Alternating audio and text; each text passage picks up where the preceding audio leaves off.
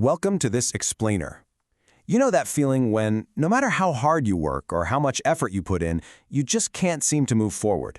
Like you're completely stuck in a loop?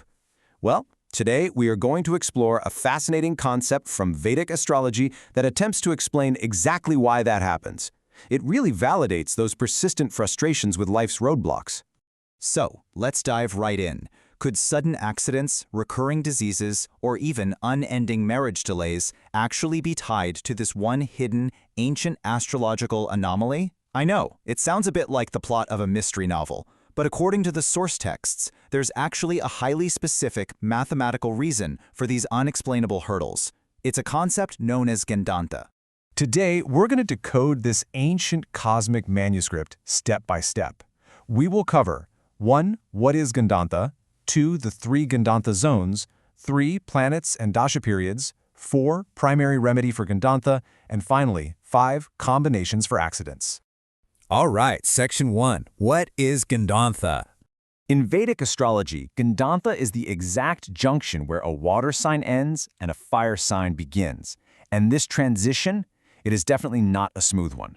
Think of it kind of like a violent cosmic fault line.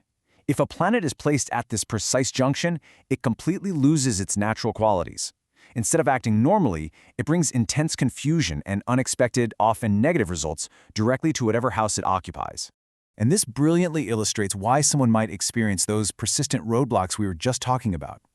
We see major impacts here, things like severe career instability and job stagnation, frustrating delays in marriage, a profound lack of life fulfillment, issues with childbearing, and even this deep, unrelenting frustration with one's homeland, family, or relatives. The specific impact depends entirely on which planet is trapped in this zone and the specific house it sits in. Moving on to Section 2, the 3 Gandanta zones. What is truly fascinating here is the sheer, undeniable precision of the ancient texts. If a planet falls specifically between 26 degrees 40 minutes of a water sign and 3 degrees 20 minutes of a fire sign, it crosses into these exact, highly vulnerable nakshatra intersections. There are 3 of these zones in total. The first is from Pisces to Aries, spanning the Revati 4th to Aswita 1st padas. The second is from Cancer to Leo, spanning the Aslisa 4th to Magha 1st padas. And the third is from Scorpio to Sagittarius, spanning the Dhanishti 4th to Mula 1st padas. However, according to the ancient teachings of Maharishi Parashara, these zones are definitely not created equal. The Divajeta and Mula junction between Scorpio and Sagittarius is documented as the absolute most afflicted, agonizing, and dangerous Gandanta zone. On the flip side, the Revati and Ashwita junction is considered the least problematic, bringing the fewest complications comparatively. So here is the absolutely crucial takeaway. Normal astrological protections, they completely fail here. You might look at a chart and think a planet is perfectly safe because it's exalted, or friendly, or sitting in its own house. But if it is caught in these specific degrees, it offers absolutely zero protection. Even a highly exalted planet will effectively destroy its own house's significations if it gets trapped in this mathematical snare. Let's get into Section 3, Planets and Dasha periods. If naturally malefic planets end up sitting in Gandanta, they basically act like massive cosmic magnets for trouble.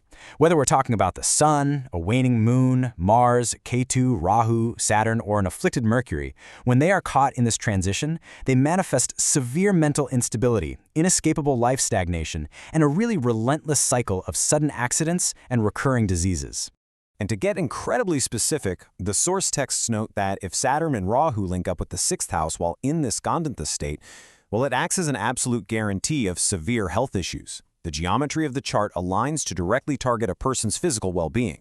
But you're probably wondering, when does all this chaotic energy actually unleash? The danger truly unlocks during the planet's Dasha period, which brings intense physical and mental pain. The moment the Dasha period begins, the severe challenges immediately activate.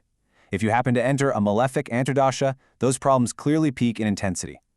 Now, a benefic antardasha might yield mixed, unpredictable results, but it's vital to note that the absolute highest risk, even death, according to the texts, is said to occur if the planet is situated in the very last degree of the sign.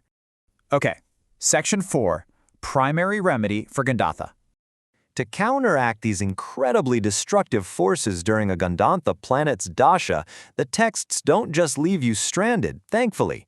The absolute primary and most vital remedy prescribed is the dedicated chanting of the Maha Mrityunjaya mantra. If you ever find yourself facing these daunting alignments, this is the recommended action to help mitigate that severe spiritual and physical turmoil. Finally, Section 5, Combinations for Accidents.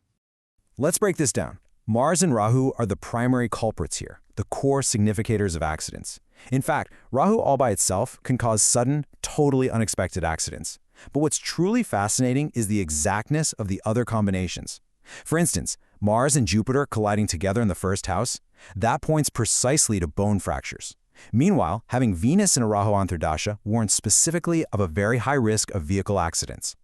Planetary geometry really dictates the exact type of danger you might face. Just look at these alignments.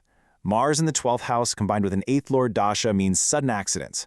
Mars in the 12th house with a Saturn transit also equals accidents. If Rahu happens to be sitting in the 5th house from the moon, it indicates a highly specific danger from water. And K2 located in the 6th house points directly to fire and sudden accidents. Furthermore, the source texts heavily emphasize keeping a close eye on the 3rd and 8th houses. An afflicted 3rd house is specifically linked to road accidents, particularly during short travels. On the other hand, if the 8th house is weak, it makes a person terribly prone to constant, recurring accidents. It's like a never-ending cycle of physical mishaps that can just leave you feeling completely stuck in a loop.